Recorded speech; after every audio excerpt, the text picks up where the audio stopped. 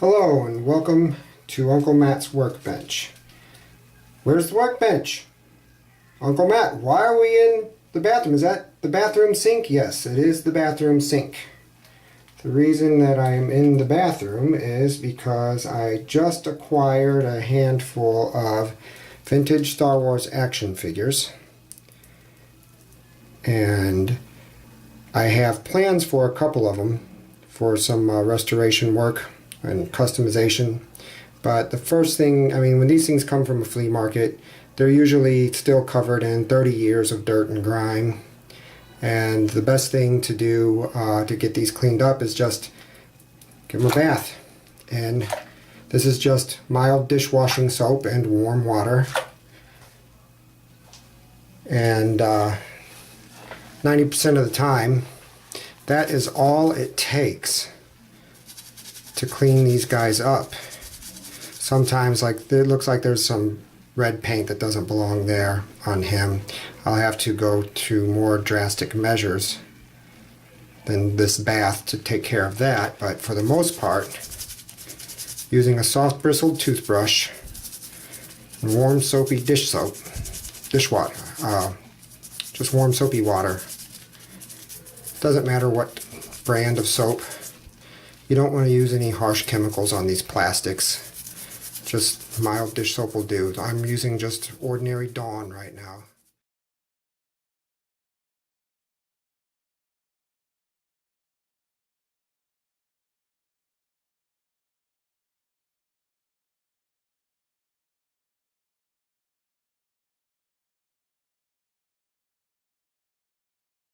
So then you just give them a little rinse and a towel dry.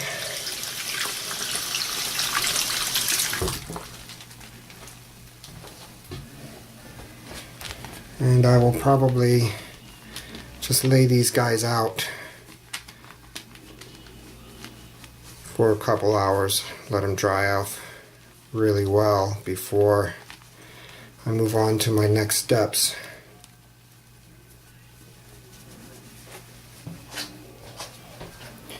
So now that I have these guys cleaned up and dried, I just kind of want to look at them and see if there's anything further that needs to be done. And the first thing that I see is the fact that the color for this guy, his arms and legs, they're discolored. They don't match the rest of the body. The rest of the body is pure white. I actually have two of these figures, and you see this one is the opposite. The arms and legs are pure white, and the front of the body is slightly yellowed. So there's a process out there known as retro bright. I don't know if it's a product or a process, but where vintage plastic that is turned yellow over time can be restored to white. And I've been watching a lot of videos on that. I've seen a lot of different methods, a lot of different products used, and some of it seems a little risky to me. And I've even seen where some of these things where they've gone too far with it, and like white plastic like this has developed pink spots or turned pink altogether, and I don't want that to happen. So I'm going to try the hydrogen peroxide method, but I've seen people use 6%, which I can't get here locally anywhere. I haven't been able to find medical hydrogen peroxide in 6%. I can only find it in 3%. Then there's the hair care products, the developer, which is 6 to 12%, but that stuff's like too expensive. It's not terribly expensive. I just don't want to pay that price for this. So I'm going to attempt just some regular 3% hydrogen peroxide. I have seen where one other person has made a video doing this where they use this regular 3% and it succeeded. So I'm going to put these guys aside for now. I've got plans for Vader later. And I'm going to stick these guys both into a jar. And then I'm going to cover them in this hydrogen peroxide.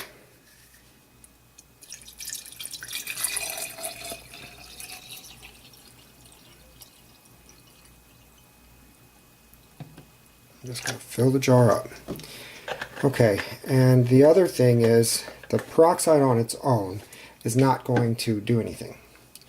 It's peroxide plus ultraviolet light from the sun. I'm not sure if it's UVA, UVB. I've seen different people say different things. But so I've got a nice sunny day outside today, so I'm going to go stick this out in the sun and keep them out there for a few hours, see what happens. So while my snow troopers are outside in the hydrogen peroxide, I'm going to do something with this Vader. Now this Vader, he came loose, and speaking of loose, he is loose. This is a beater. I paid $1.25 for him. He's going to be customized, so to speak. He has no cape and he has no saber, so I'm going to address those two issues in this video. Now, you may have seen on another channel called Toy Polloi. If you haven't, you should really check that channel out. It's an awesome channel for this sort of thing. Well, Dave at Toy Polloi has these patterns available on his website for making your own reproduction vinyl capes. Now, I don't have any black vinyl to make a cape with, and also when I was a kid, I didn't like the vinyl capes that Kenner made. I thought they were stupid. I just hated them, and I always felt like, you know, they should have cloth capes. And I even made a few cloth capes myself that, you know, as a kid, they turned out really crappy. But luckily, Dave also has available a pattern for General Lando Calrissian's cloth cape. So for my Vader, I am going to use this pattern, and I have a piece of some black material that came from a dress shirt that no longer fits me, and I'm going to make a Lando Calrissian cape for Vader.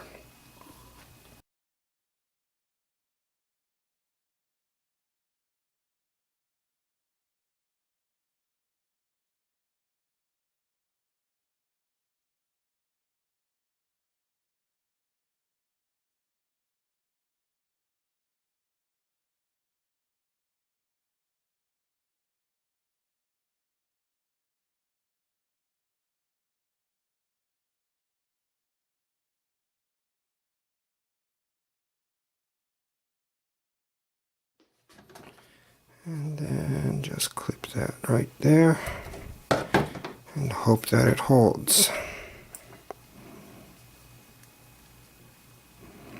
And there we have it.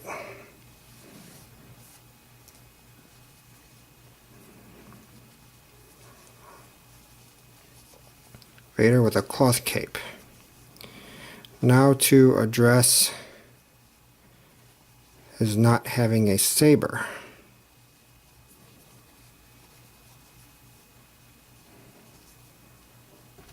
So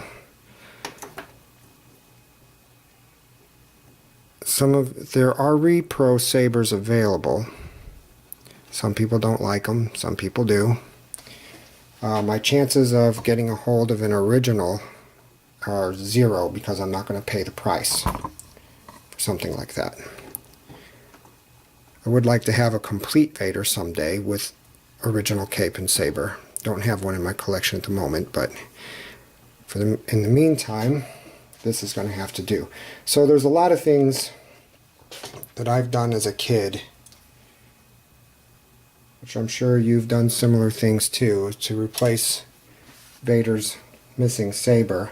What I did today was I went to the flea market and dug through a random bin of just Star Wars bits and pieces that, you know, pieces of incomplete sets and such, mostly modern stuff, and what I found was an actual Vader saber.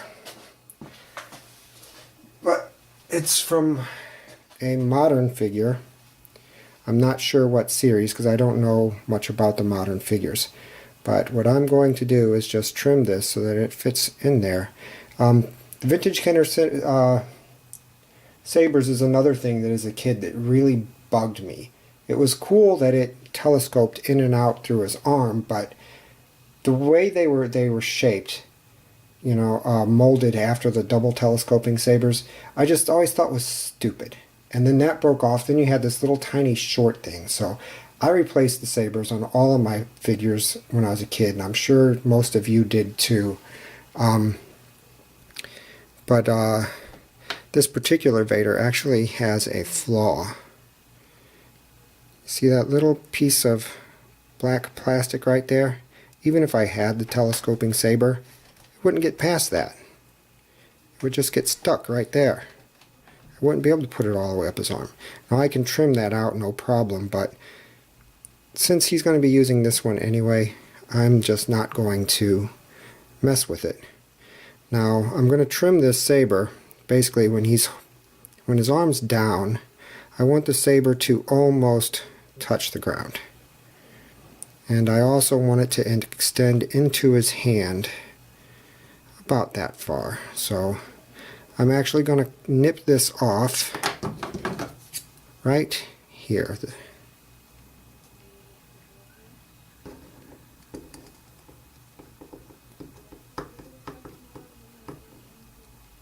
And this is not the tool for the job.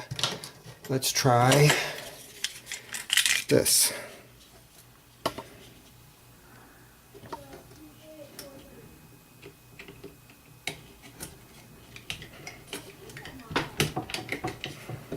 There. That works. So, the way this thing has some taper to it, it's thin on this side, goes in no problem. It's thick on this side and does not go in. So I'm going to have to trim that down. And I'm going to do that just like I were whittling a piece of wood.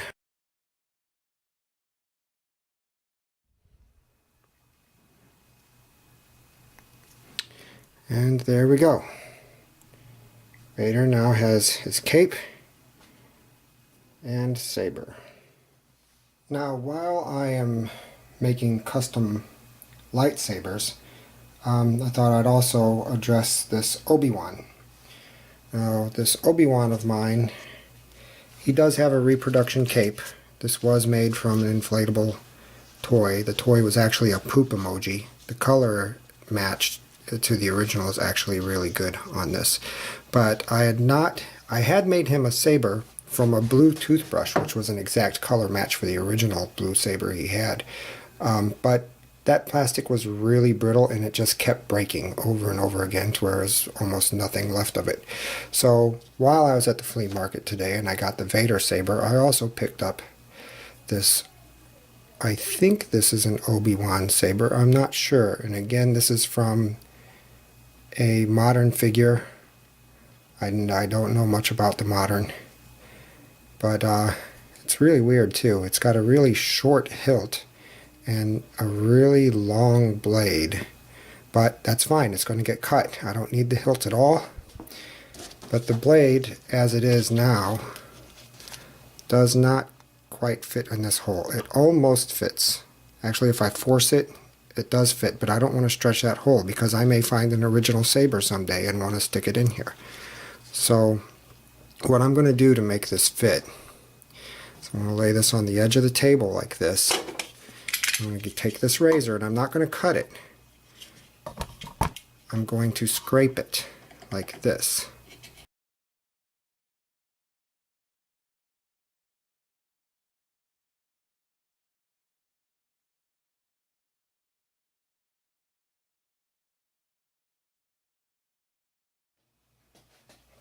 So I've got that sanded out to being smooth again. My next step is going to be to polish that to a shine. And for that, I've got this here turtle wax rubbing compound. I don't need a whole lot of it. I'm just going to use it on a rag.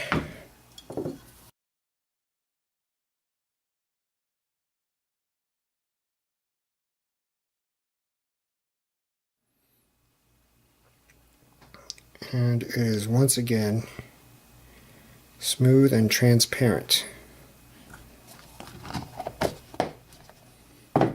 So I need to do now is trim it. And just like my Vader, I want the saber to almost touch the ground when his arm is downward, and I want it to extend all the way up through his hand. So I'm going to trim this off right about there.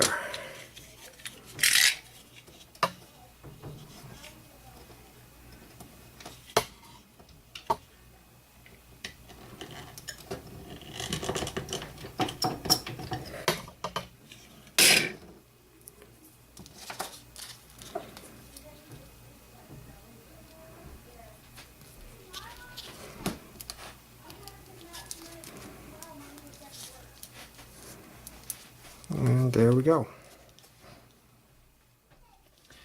Now, while my snow troopers are still in the peroxide outside in the sun, I don't have capes for either one of them. So here I have another pattern, also from Toy Polloi, for the snow troopers little half cape that they have. Now, and I also have some white vinyl. This is actually some very thin, very cheap stuff. It's not going to fool anybody, you know, which is not the reason that I'm doing this. This is just for my own display purposes for my collection. You can actually see right through this stuff, so it's not going to fool anyone. But neither one of my snow troopers has a cape, so I need to make a couple of them. So I'm just going to repeat the same process that I did with the Vader cape.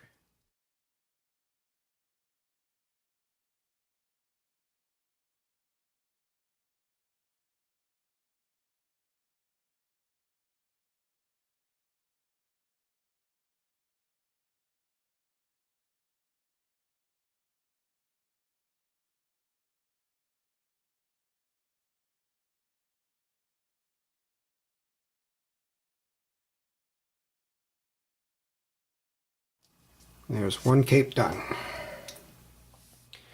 So these troopers have been in the hydrogen peroxide for 24 hours now. Neither one of them have come out white as new, but they are improved a bit. I don't really want to keep them in there any longer because I don't really know about any side effects or long-term side effects, and I definitely don't want them to go the wrong way.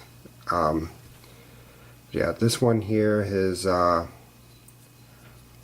arms actually seem to be stained slightly pinkish, and I don't know that the peroxide can actually do anything about that, but he doesn't look so bad. And this guy here, he had slight yellow on his front, but now his front and back seem to be about the same tone. His arms and legs were already bright white. But I'm just going to be happy with these because neither one of them are really that bad. And then I'm going to put their new reproduction capes on.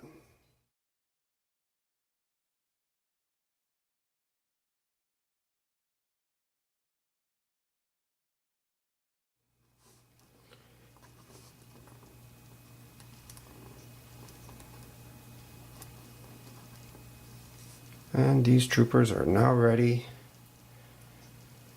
to stand with Vader.